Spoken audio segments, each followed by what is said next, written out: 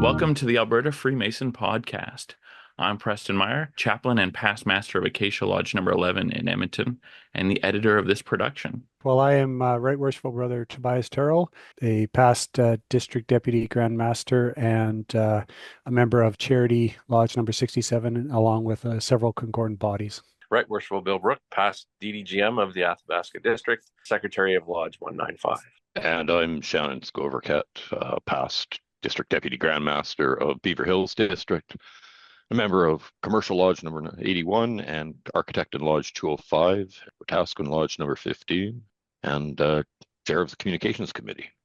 Hi, I'm Most Worshipful Brother Terry Murray, past Grand Master in 2021, and member of St. Mark's number 118 and the Goose and Gridiron number 203.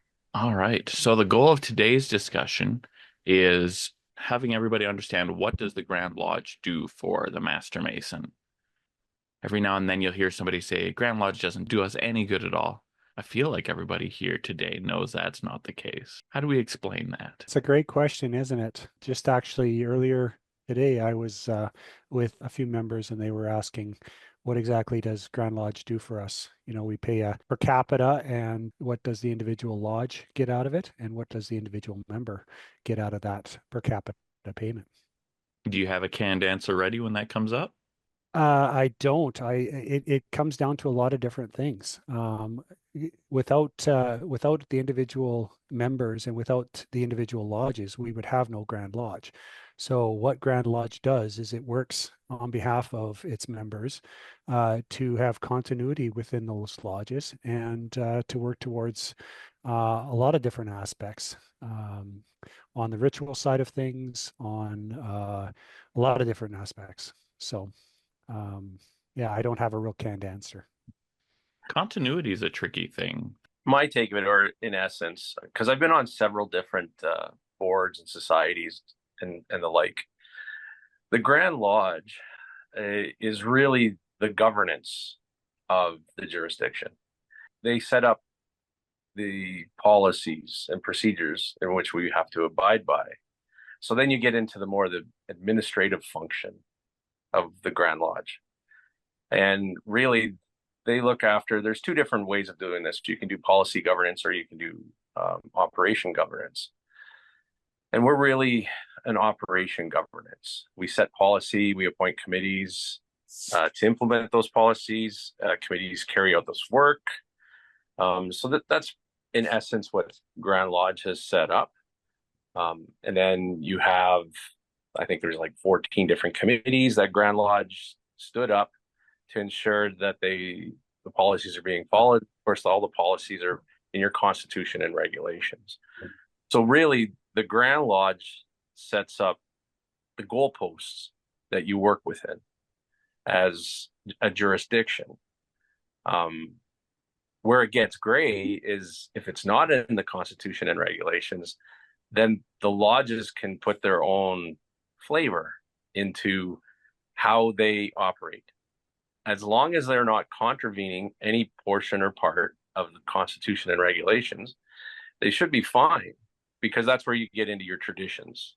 And traditionally, we've done this or we've done that, which has been okay and allowed because it doesn't contravene the constitution and regulations. But really, the Grand Lodge is that governance body that ensures that we are following all of the policies that they put forward. And, you know, whether it's following the right as prescribed, or, you know, we have the Board of General Purpose. So the Board of General Purpose is really your main governance board for the Grand Lodge. And they're the ones that, like, motions will come in, they go to a jurisprudence committee to review, they'll come back and say if they're regular, irregular. And then at that point, the Board of General Purpose will have a discussion on those motions if they're found regular, and then we'll vote on it. And then every society has to have an annual general meeting. So our AGM is the annual communication that we have in June. So every society has to have that. And that's the model that we really are following is through the Society Act. Now, the cost, there's a cost to the annual general meeting that we have. There's the lodges in the jurisdiction, there's 115 roughly. They want to see the Grand Master. They want to see the Grand Line. So there's a cost to having those visits, from the Grand Master to Yellowknife, Calgary, Fort McMurray. So there's a cost to all of that. And then there's also, you get into tri-jurisdictional type of meetings where you might meet with Montana or Saskatchewan, BC, Manitoba. You're meeting with all of these other jurisdictions to better Freemasonry in North America, but really to get ideas on how you can adopt something that's really working in a different jurisdiction and then apply it to your jurisdiction. So there's a lot of worth to that, but there's also a cost to that. That's where a lot of your funds that you're paying the Grand Lodge, that per diem, that's where a lot of that is going into, that whole finance model. And then I believe, and Terry can correct me on this one, but I believe we still rent or own a building in Calgary, like the Grand Lodge of Alberta building. So we have to pay mortgage fees, property taxes, all that kind of stuff. So that's all part of it as well. But if I might take it back, I could take it all the way back to the 1717 Grand Lodge and reason for being. And as I'm part of the Goose and Gridiron, and we repeat this almost at every meeting, the Mother Grand Lodge in 1717, it stated that the old lodges in London had two purposes in constituting the Grand Lodge. One was to establish a center of union of harmony, and the other was to revive the quarterly feast. That was 1717's reason for a Grand Lodge. Now, we can expand on that all the way into what Bill was talking about. I had to do some research, came across the 1936 Constitution. And in there, it describes the purpose of, which starts off at the very beginning of the Constitution.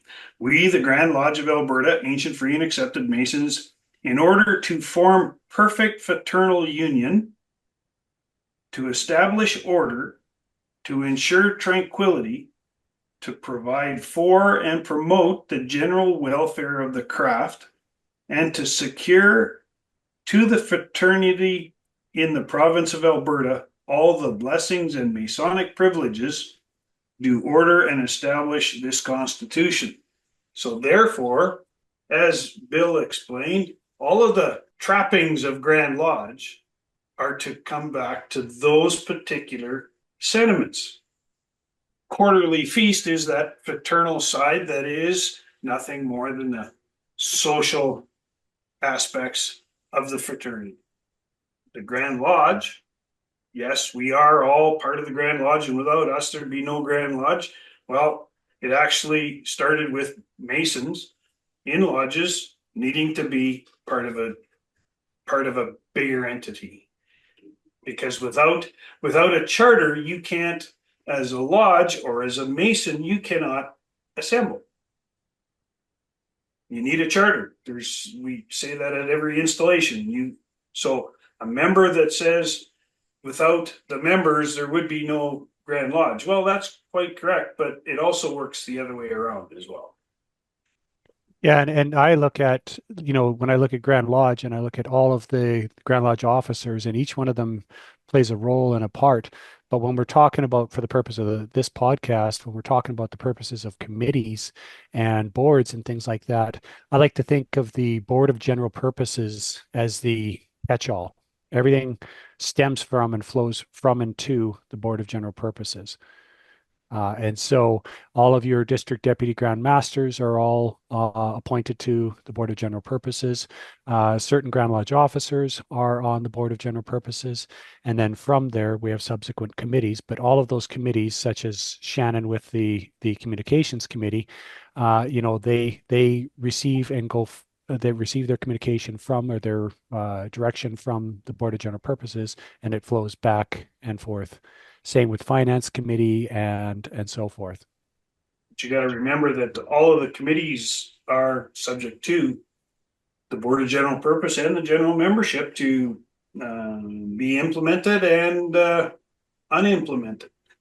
Talk through, Terry, if you don't mind, some of the basic. So when we talk about that Board of General Purposes, talk through maybe some of its guidelines or directives, and it being that kind of that catch-all body that has all of the committee work flow through. Talk through some of its main directives and objectives. Well, the main directives come from the Constitution and regulations. Regulations define exactly what goes on and how it goes on. The frequency, the attendance, the everything from who's on it, the powers. It grants certain powers to certain other bodies, but it's all stemming from the Constitution and regulation. There's 7 key things that the Board of General Purpose looks at, right? So it sets policies and it approves major decisions. It sets the jurisdiction's strategic vision and intent. So where do we want to go, progress, succession planning, all that kind of stuff. It approves the jurisdiction's budget and policy manual. The policy manual is our CNR, right? So in the board, there's provisions in the CNR, Constitution and regulations, where the board could actually make changes to the regulation at board meetings, and it doesn't have to go back and be voted on at the annual communication. But if we're going to change anything in the Constitution, that has to go back to the membership, and the membership vote on that. So there's a little bit of leeway, especially when it comes to the regulations for the board. It also approves major decisions, as in like spending, risk, and reputation. So if we know there's going to be something that comes in that's going to take a hit to the reputation of the Grand Lodge, or say a lodge does something contentious in their area, and Grand Lodge has to step in and mitigate whatever that may be, that would go through the board as well, right?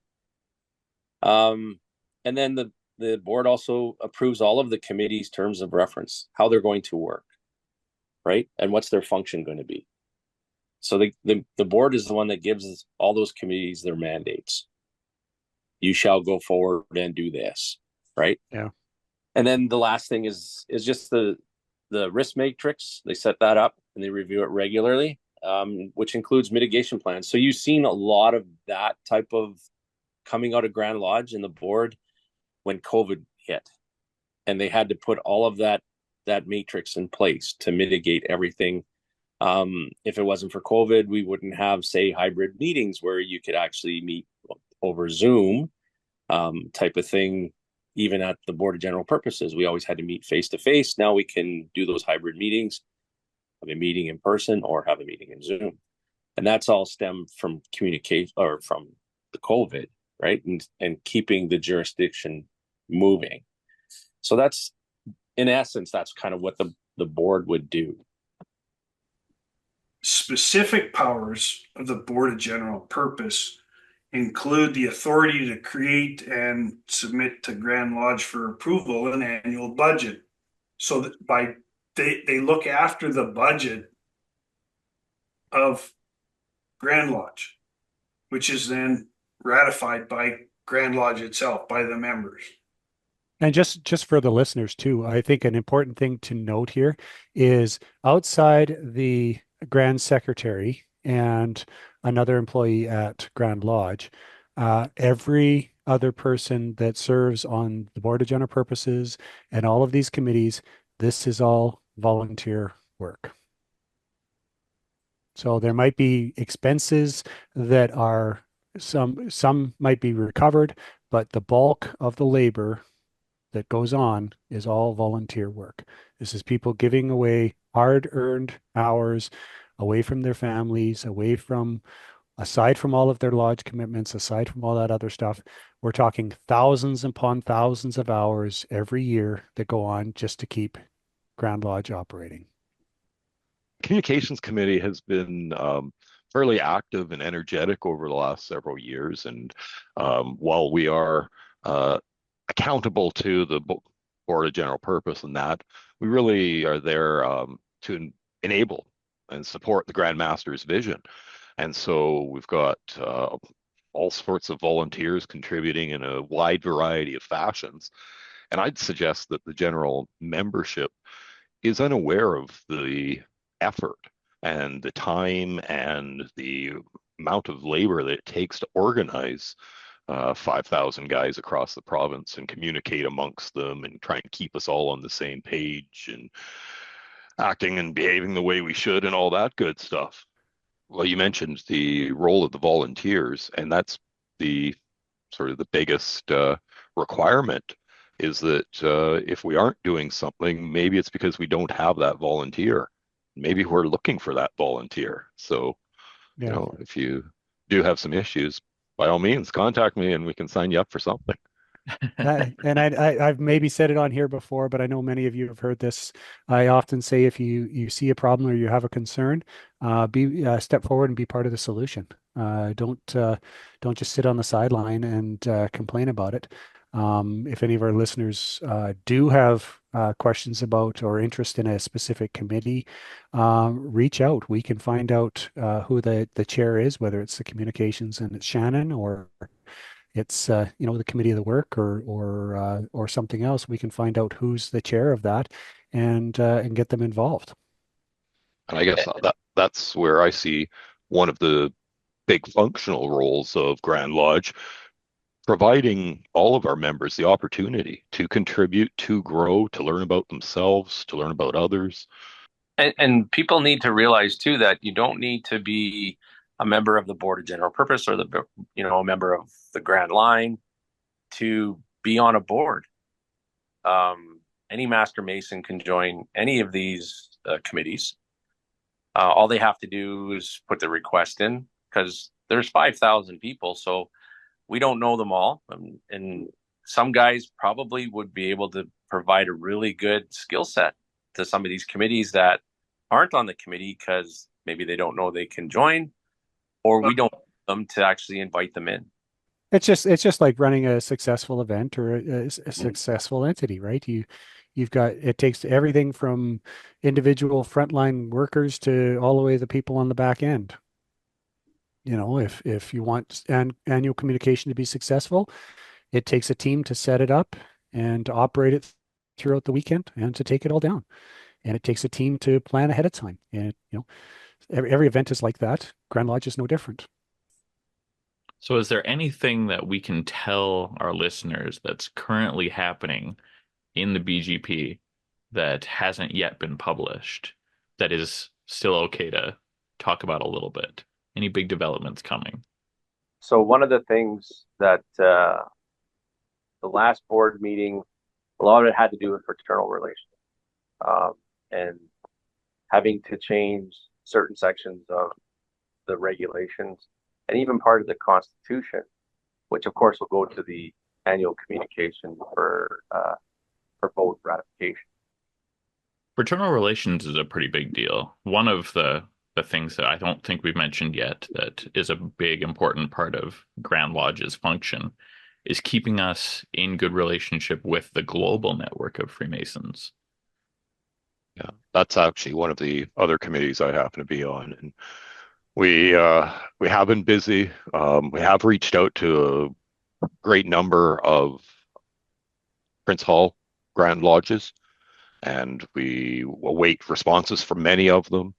We found that many just weren't in a state of communication. And so it's been a little eye-opening. Alberta, we are still waiting to find out what's going on with the Prince Hall Freemasons in Alberta. So but it's a challenging but rewarding opportunity to try and negotiate some of those discussions and relationships with other organizations. So to kind of bring this back full circle and go back to our original topic of discussion, which is, these what does Grand Lodge do for us and things like that. I'll ask it kind of a different way. So we see the per capita, we see the fees that are paid by individual members through their lodges to Grand Lodge. And as a collective group here, do you feel that the membership receives value for what they pay? And is there anything that you see that we can do that's a way that we can relay that value better back to the individual members? So our per capita is what, about $65 a year? Something like that? 66 for next year. Yeah. And with that fee, ignoring all of the rest of the fees for our district per capita and our lodge dues, that connects us to a global fraternity where we're free to visit anywhere with a few restrictions based on mutual recognition all around the world. That's pretty nice. Some of us take more advantage of that than others, but that's a pretty great privilege. And there is certain functions that Grand Lodge they have to do. The annual communication, they have to do that. There's a huge cost to that annual communication, whether it's in Calgary or Edmonton. It's reserving the hotel. It's getting the conference rooms, the meals, everything else. And even the budget that's put forward for the annual communication, so like say the Grand Master's meal or whatever the case, you have to pay for that separate. What can we do, or what can the Grand Lodge do to show that value back to the individual member? I was just thinking that I think the value is there, but the average member needs to make the craft enough of a priority to get their money's worth. So there's only so much that we as an organization can do. We can rely on volunteer efforts. We can put responsible and prudent thinkers into decision-making positions. We can have a budget that's watched by everybody and voted on. But if at the end of the day, the individual member doesn't want to put in the time and effort to take advantage of everything that the craft is providing, then I think there's only so much that we can do. I know from a communications standpoint, we do have a limited amount of money set aside for things like community awareness and to increase the prominence of the fraternity in the community. And so we do try to do things like run an awareness campaign. And so from that awareness campaign that we ran around the universities and targeting business people and younger generation men, we also spun off posters. And now those posters are available to all the lodges. And the lodges are able to use the posters to advertise in their communities, leverage the effort that the volunteers have put into the Grand Lodge website. And if an individual wanted to learn more information, they could reach out to the new membership committee, get more information, and eventually hopefully get put in touch with a lodge near them that suits them, all without the lodge having to do anything, aside from putting up the original posters. And so that's one way that the communications committee has helped out our lodges. We've done things like we've got the branding, and we now have banners available for the members for using in parades to increase. Utilized one just this morning. There we go. And so we're looking to see how we can prudently and effectively use the resources to basically for the members. Yeah, that's a great answer, and I think that's part of it. Is the resources I think are there. Maybe a better communication down to the individual lodges on where they can find those resources might be some way that one area that we can help. For example, the average lodge secretary or even members of that lodge may not know that there are marketing materials available that they can receive digital copies for free, put their own personal lodge information on, and utilize within their local communities. If you don't have a Grand Lodge, you will have a lodge. That's it. And it won't be recognized by anybody, and you won't have all the benefits of being able to visit. Because if you become, and as a master of that lodge, if you were let's pick St. Mark's, because that's my lodge. If we decided we're going to go out on our own, we're going to become our own lodge, you will not be able to visit, because guaranteed that the recognition will not be provided. And the master of the day would be in contravention of his obligation. So the value that Grand Lodge gives is it permits, like Preston said, the ability to visit. As everybody has heard, Freemasonry is not free. Well, and I don't think it ever should be free. No. I am a firm believer in all my nonprofit work, all the different bodies that I am involved in. It pays for me to be a Lions member. It pays for me to be a Legion member. It pays for me to volunteer at these places. And I would much rather pay something, because then there's a self expectation that I have to get that value that we were speaking of out of it. And so going back to that value aspect, if a member sitting out there saying, well, I'm not getting any value from Grand Lodge, the question is, well, are you utilizing Grand Lodge's resources? My mother was a brownie and guide leader for decades. She would force parents to sell cookies. Everybody knows that Girl Guides sell cookies. I grew up with a garage full, a double wide garage stacked probably 20 high by double wide car, and I moved them probably every year because a mouse would run across the backyard and we had to go verify that the mouse didn't do anything. But as a result of all those cookie sales, my mother would take these little girls to places like Victoria, like Edmonton, and go to the Parliament buildings. They would go on big camping trips that was never free.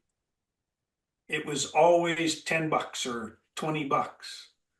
And they had to pay even after they paid all the stuff. And because the one that said, yep, I'm going to go, and all the expenses of the airplane ticket, the bus trip, all of those were paid for, and the tax was the $10. And if you didn't go, at least you had something invested in it.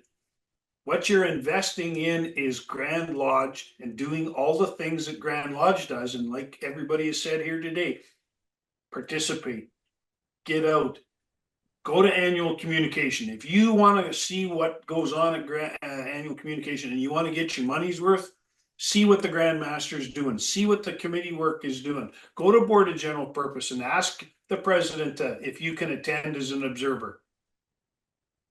Go to the committee meetings, help out, do all the things that are open to Grand Lodge, and you'll see the value. And those are the things that the value is there. And what Grand Lodge provides is a lot of Masonic education. I see Grand Lodge providing that framework and that maintenance of the network and the rules by which we operate that then give us the opportunities to develop and grow together and share an experience, all the good stuff that comes along with it. I'm huge into administration, so for me, it's the whole governance of it all, which is really key. that whole the policymakers and making sure the jurisdiction is striving and healthy. Like, to me, that's the biggest thing. The Grand Lodge is there, in order to form perfect fraternal union. And we have all kinds of experiences of what that is. To establish order, which is why we have a ritual book. It's why we have a constitution and regulations, so that we know what order is. It's not chaos. Ensure the tranquility to provide for and promote the general welfare of the craft.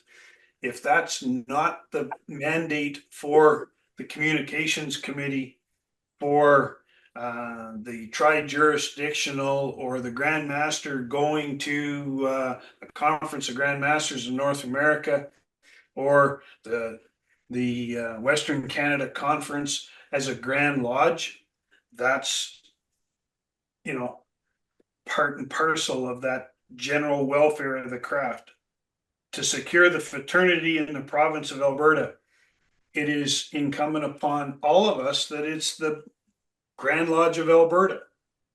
And getting to know your brethren across the jurisdiction is what this podcast exudes tremendously. It's what the annual communication allows us to do, when you can have 70 or 80 lodges from across the jurisdiction, or maybe even someday 115 of them all together. That's where the value comes, and it's what the purpose of Grand Lodge is for. So Yeah, and I guess my final takeaway would be, or my final comments would be, simply this: every single person that sits on a committee or gets involved, whether it's grassroots involvement, setting up an event, Grand Lodge event, or helping with ANCOM, or the roaming lodge, or all these different things, they're all getting involved with an intent to make something better. They're all with the purpose of trying to make a difference and make things positive. And the single biggest expense that is outlaid through this whole thing is time. The volunteer efforts by all of these individuals, they're all coming at this with a good heart. And so, going back to our original thing, the value is there if you see it. And if you see the hard work and you recognize that all these people are putting in all of that work for harmony and to see the Grand Lodge of Alberta and its jurisdiction progress forward. And I think that that's just tremendous. That's in tremendous value for what you pay as an individual. I think the conclusion that I've drawn from all of this is, if you're not getting your money's worth from Grand Lodge or your Masonic experience in general, it's on you to reach out and grab what you're missing, because there's so much going on and so much opportunity to make things happen and get involved. Thanks for joining us for another episode of the Alberta Freemason, with voices from across Alberta, and also music from our grand organist, very worshipful brother Lardeon Ranon. Happy to meet, sorry to part, happy to meet again.